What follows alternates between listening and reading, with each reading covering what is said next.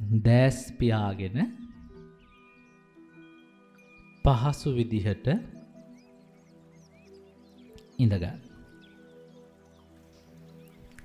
තමන්ගේ වටපිටාවට අවධානය යොමු කරන්න.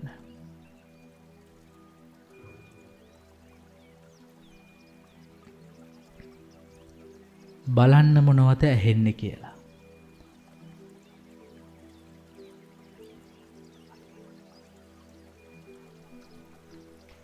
ඇහෙන ශබ්දවලට අවධානය යොමු කරන්න. දැනෙන දැනීම් වලට අවධානය යොමු කරගන්න. හොඳට අවධානය දෙන්න. කකුල් දෙක පොළවට ගෑවෙන විදිහට අවධානය දෙන්න. තමන්ගේ කොන්ද තියෙන විදිහට අවධානය යොමු කරන්න.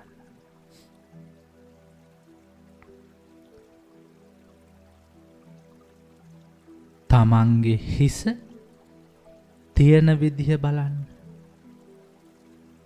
දෙපතුලේ ඉඳන් හිස මුදුන දක්වාම හොඳට බලන්න.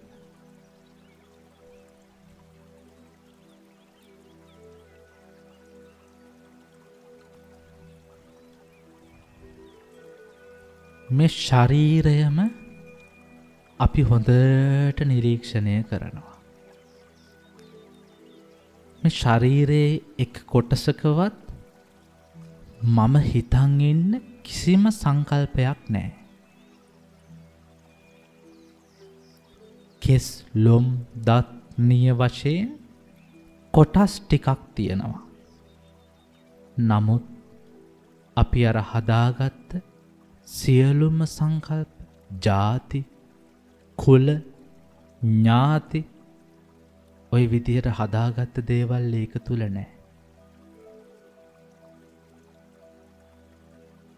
දැන් බලන්න වින්දනයන් තමන්ට දැනෙන දැනීම් මේ දැනීමුත් එහෙම පවතින දේවල් නෙවෙයි.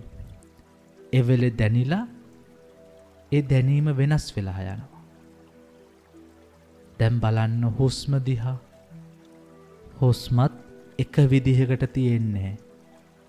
ඉහළ යනවා පහළ යනවා. ඉහළ යනවා පහළ යනවා. ආශ්වාස ප්‍රාශ්වාස. බලන්න ආශ්වාසය නවත්තන්න පුළුවන්ද? බැහැ. ප්‍රාශ්වාසය නවත්තන්න පුළුවන්ද? බැහැ. తాවකාලිකව හිර කරගන්න පුළුවන් වුණාට නවත්තන්න බැහැ. ඉහළ යනවා පහළ යනවා. මේ හුස්ම වගේම තමයි මගේ ශරීරයත්. ශරීරයේ සෑම කොටසක්ම හටගත්ත වගේම විනාශ වෙලා යනවා. හුස්ම එනවා හුස්ම යනවා හුස්ම එනවා හුස්ම යනවා. මගේ පුංචි කාලේ තිබ්බ දත් දැන් තියෙනවද? නැහැ. හැලිලා ගිහිල්ලා. පුංචි කාලේ තිබ්බ හැම දැන් තියෙනවද? නැහැ. ගැලවිලා ගිහිල්ලා. පුංචි කාලේ තිබ්බ කෙස් දැන් තියෙනවද? නැහැ. ඒවත් ගැලවිලා. ඔහොම බැලුවාම මුළු ශරීරයම අතීතයේ තිබ්බ කිසිවක් වර්තමානයේ නැහැ. වර්තමානයේ තියෙන කිසිවක් අනාගතේත් නැහැ. හුස්ම වගේ එනවා යනවා. ආශ්වාස ප්‍රාශ්වාස. හොඳට බලන්න මේ ආශ්වාසය ප්‍රාශ්වාසය අපිට කියලා දෙන යථාර්ථය. මගේ ශරීරයත් මේක අතික්‍රමණය කරලා නැහැ. මේ ස්වභාවයටමයි පත් වෙන්නේ. හුස්ම එනවා වගේ ඇති වෙනවා. හුස්ම යනවා වගේ නැති වෙනවා. මේ ශරීරයම. ශරීරයත් එක්ක මම හදාගන්න වින්දනය, සැපදේවල්, දුකදේවල් ඒවත් මේ හුස්ම වගේමයි. ඇති වෙනවා, නැති වෙනවා, එනවා, යනවා. ආශ්වාස ප්‍රාශ්වාස, ආශ්වාස ප්‍රාශ්වාස. මේ වින්දනය වගේමයි මගේ සිත. බලන්න මගේ සිත දිහා. පහළ වෙන එක සිතක්වත් ඉතිරි වෙනවද? නැහැ.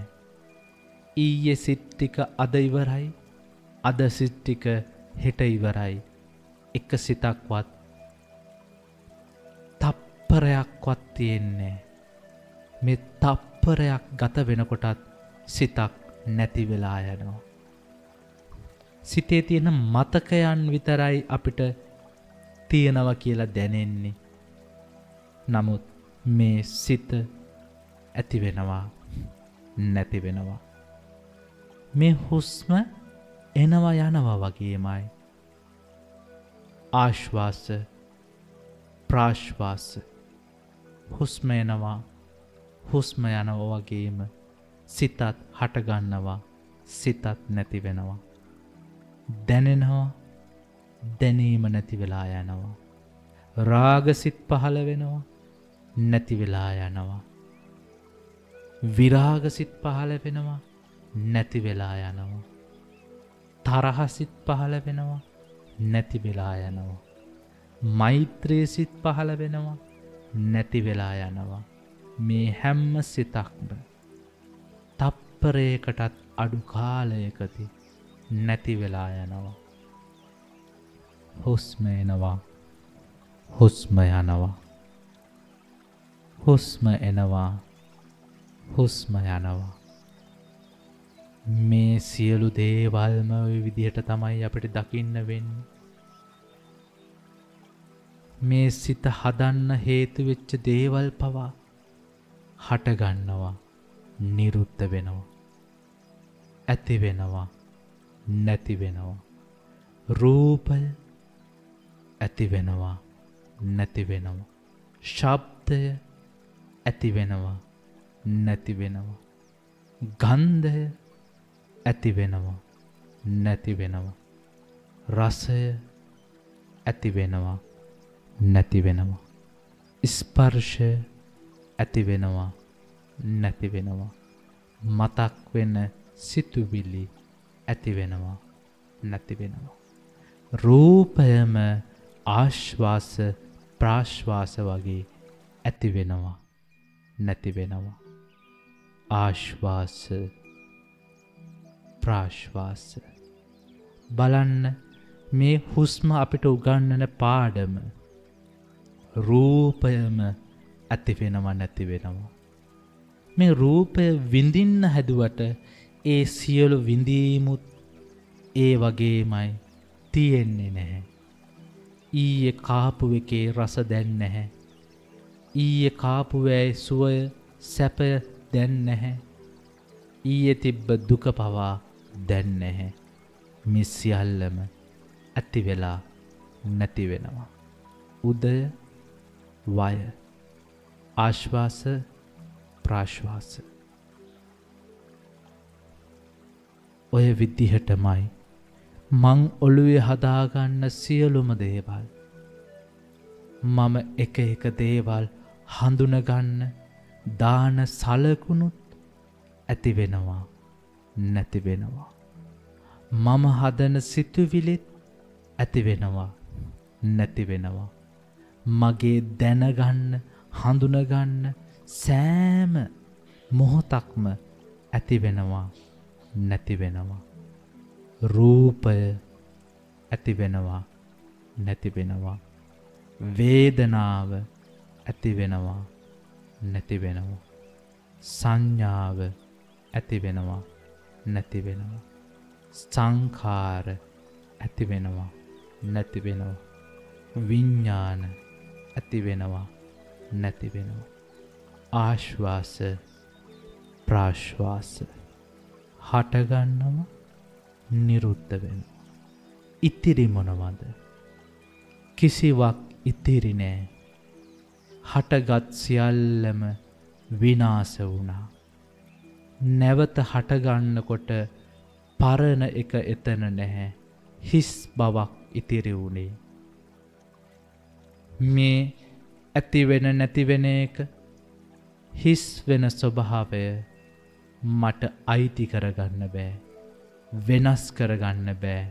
මම කැමති ලෙස පවත්ව ගන්නත් බෑ. මේ රූපය මට ඕන විදිහට තියෙන්නේ මේ හුස්ම වගේ. මට ඕන විදිහට හුස්ම පාලනය කරන්න බෑ. පාලනය කිරීම වෙහෙසක්, කරදරයක්. මට ඇහෙන දේවල් පාලනය කරන්න බෑ. මට පේන දේවල් පාලනය කරන්න බෑ.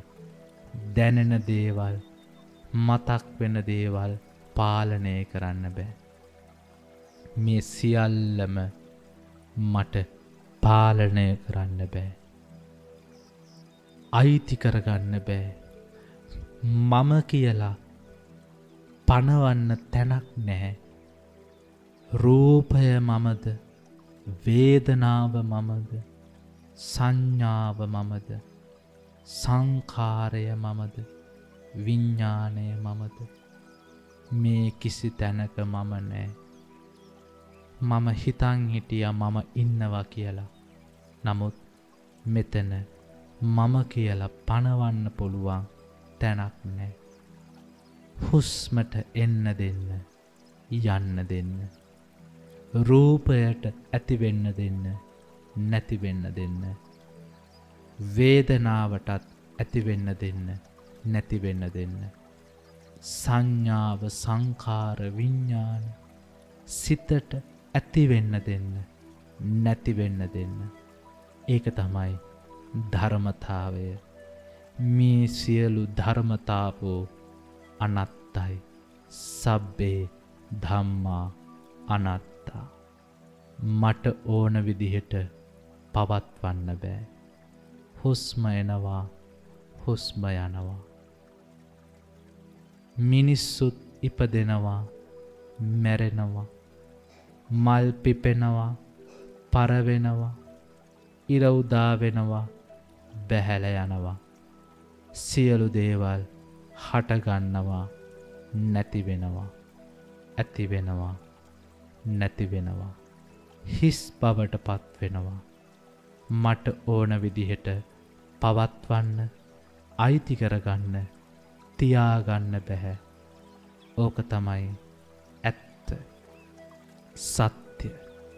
සත්‍ය තේරුම් අරන් සතුටෙන් ජීවත් වීමයි අපේ ක්‍රමය.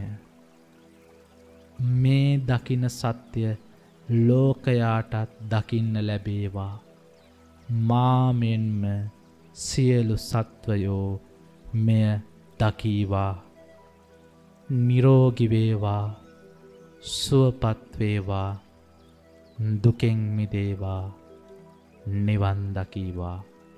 සියල්ලෝ මේ අවබෝධය ලබා ගනිත්වා. මා මෙන්ම සියලු දෙනාම වෛර නැත්තෝ වෙත්වා, තරහ නැත්තෝ වෙත්වා, ක්‍රෝධ නැත්තෝ වෙත්වා, ශාන්ත සුවයට පත්වෙත්වා.